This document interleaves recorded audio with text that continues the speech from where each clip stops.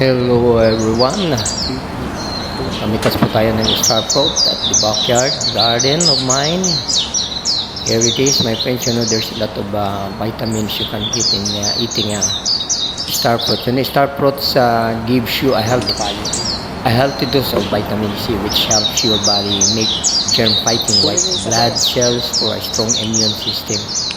It also improves heart health. Potassium in star fruits helps lower your blood pressure, which lowers your risk of heart attack or stroke.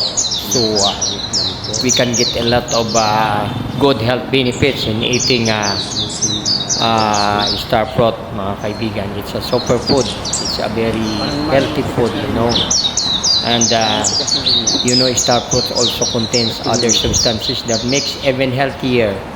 It is an excellent source of healthy plant compounds including quercetin, gallic acid, and epicatchen or epicatchen. These compounds have powerful antioxidant properties and various health benefits. So there you are, my friends. Almost every day there's always star fruit, a ripe star fruit, because in star fruit there is no season for this. All year round meron po tayong mapipitas na star fruit, mga kaibigan. At alam nyo rin po, according to researchers, star fruit juice has an effect of reducing blood pressure in hypertensive patients, where by drinking star fruit juice regularly can reduce the workload of the heart, because star fruit contains potassium, which can lower blood pressure in sufferers. So there you are. Ang gaganda po, mga kaibigan. This one I like the green one because it's a little bit crunchy. There was even the balimbi or kamyas. So there you are, my friends. It's a lot of fruit. You know, after giving fruits, this is a fruit, it will bloom right away. So it continues, keep on giving us fruits the year round, all the year round. So there you are. There's a lot of fruits.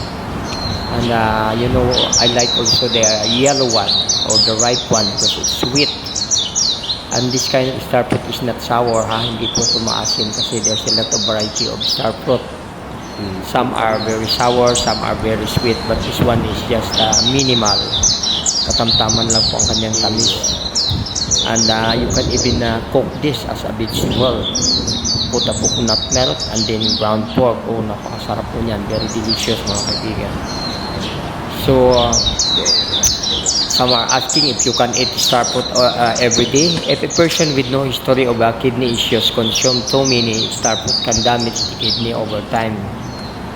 For some people with chronic kidney disease, eating star fruit could be extremely dangerous and possibly fatal. Anyone with a kidney problem should consult their doctor for eating star fruit. So kailangan po, pag meron kayong mga sakit sa kidney, kunti-kunti lang po ang kain, bawal po ang maramihan. At tungkol naman sa mga diabetic, maraming tatanong, they're asking if star fruit high in sugar. No. Star fruit is high in fiber and vitamin C and has a low glycemic index of 45. It contains protein, vitamin B5, folate, copper, potassium, and magnesium, which help manage sugar and glucose level. So nakakatulong po ito kung kayo ay mayroong mataas na sugar. Kung kayo ay kakain ito almost everyday, nakakatulong po siya sa ating katawan, mga kaibigan. Na nakakapag-control po siya ng glucose.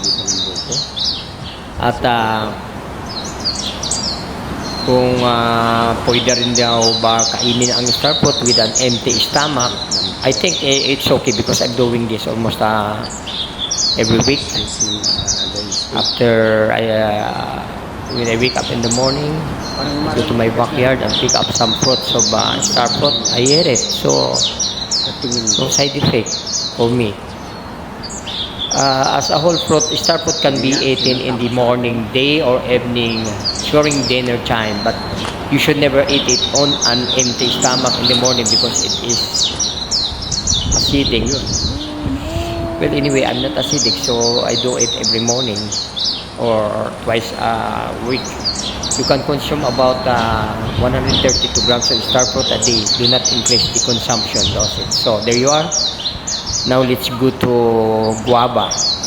You know, this is my a guava tree, and I planted it 2 years ago. Now it grows already. It grows bigger and bigger. I even trim it. So sometimes there's a lot of fruits, and a lot are falling down, and the birds are eating it. So some are asking what good benefits can we get from eating this Pambukayo. wish guava. Napakarami din po ang ating makukuha, mga kaibigan, sa pagkain ng bayabas. Kasi meron 8 evidence based on health benefits of guava fruits and leaves. May help lower your blood sugar also. May boost health or heart health. May help relieve painful symptoms of menstruation. May benefits of digestive system. Marami po. May help boost your immunity.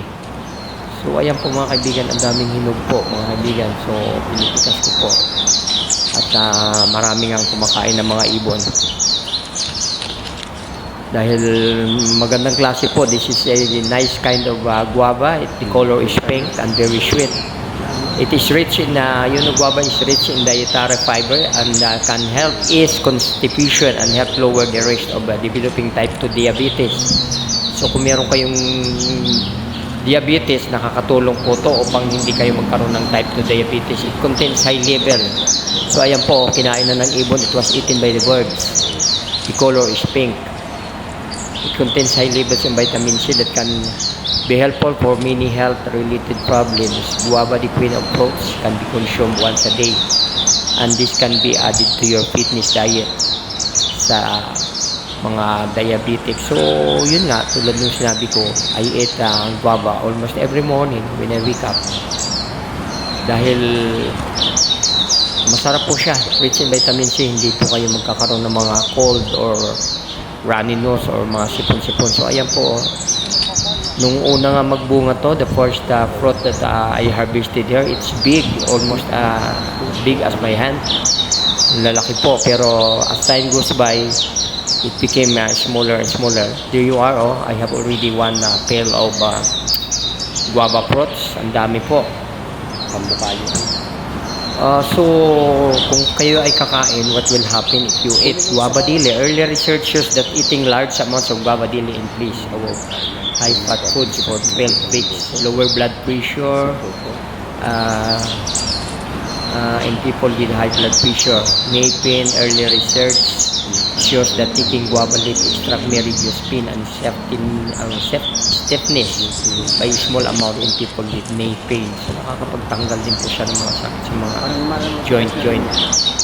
So ayan po mga kaibigan, tingin ko.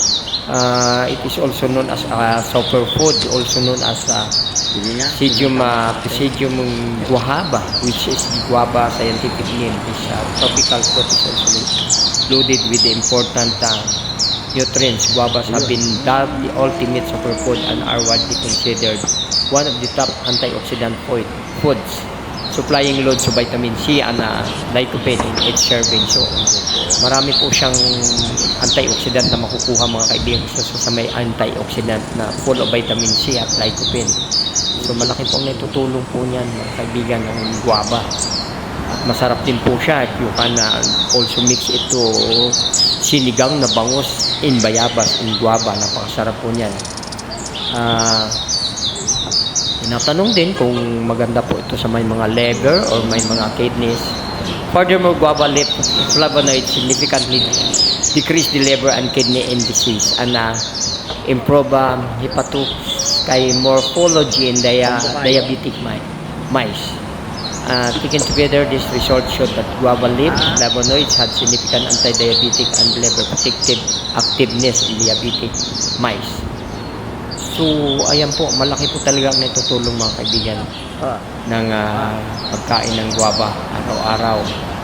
At they are asking if this is high in sugar. Guava is high in sugar. This fruit is low in sugar. and high in fiber, which helps regulate blood sugar levels. Additionally, guava is a rich source of antioxidant and many other beneficial nutrients. Research suggested that it may positively affect cholesterol and even reduce the risk of certain types of cancer. So, isipin nyo na lang mga kaibigan, napakarami ng nagagamot. Mapiprevent, hindi kayo magkakaroon ng cancer. Pag lagi tayong kakain. Ayan, napaka-sweet po niyang ganyang star fruit, yung dilaw na dilaw, napaka-sweet po niyan. Budburan lang po ng sugar, iodized sugar. Ay, napakasarap po niyan. Palamigin lang ng konti. At marami po tayong makukuha ng mga good benefits dito sa pagkain itong star apple at saka guava as well. Rich in vitamins. Napaka sarap po at sagana sa mga vitamin ang bayabas kasi it improves digestion, contains antibacterial compounds to promote good health. It also regulate blood sugar, helps stabilize blood sugar levels, boost immunity, may reduce cancer risk, age weight loss, and alleviates menstrual cramps. So napakarami po ng naitutulong ng pagkain ng guava. At marami din nagtatanong kung is it okay to eat the seed of the guava.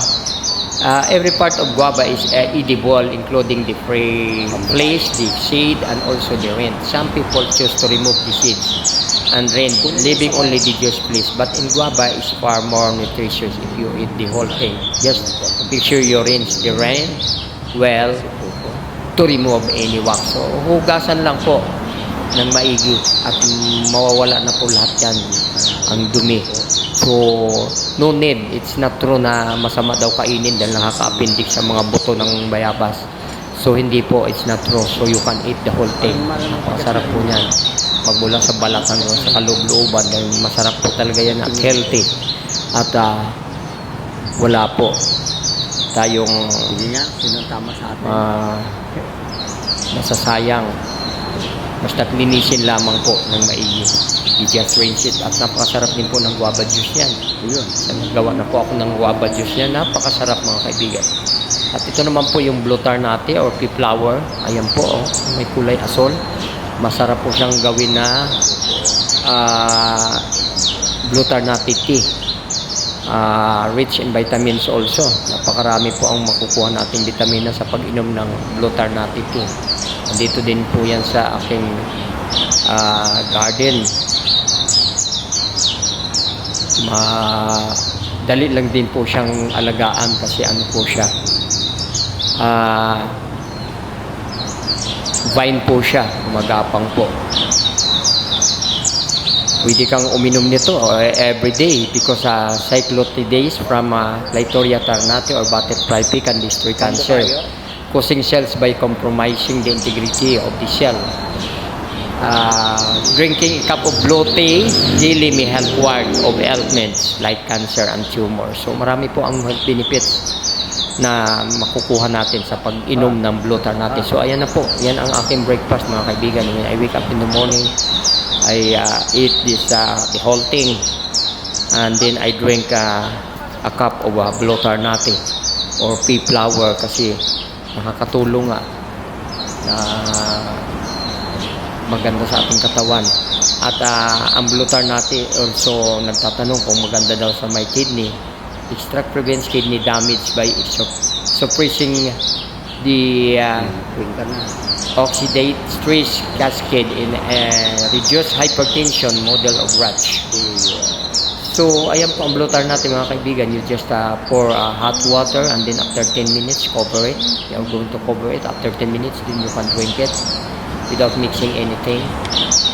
Just make sure you remove the petals, the sepal, and then you remain this blue color, the sepal, and then you just add hot water. So, there you are, my friends.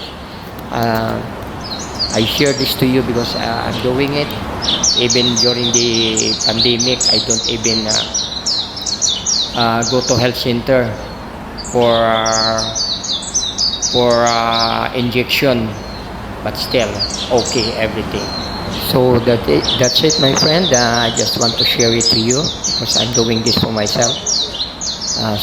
just to let you know that drinking blue tarnate or pea flower is very good for our health, and eating guava, star fruit, and I even drink avocado leaves tea, guyabano leaves tea, and lemongrass tea, and the most important also is malunggay tea.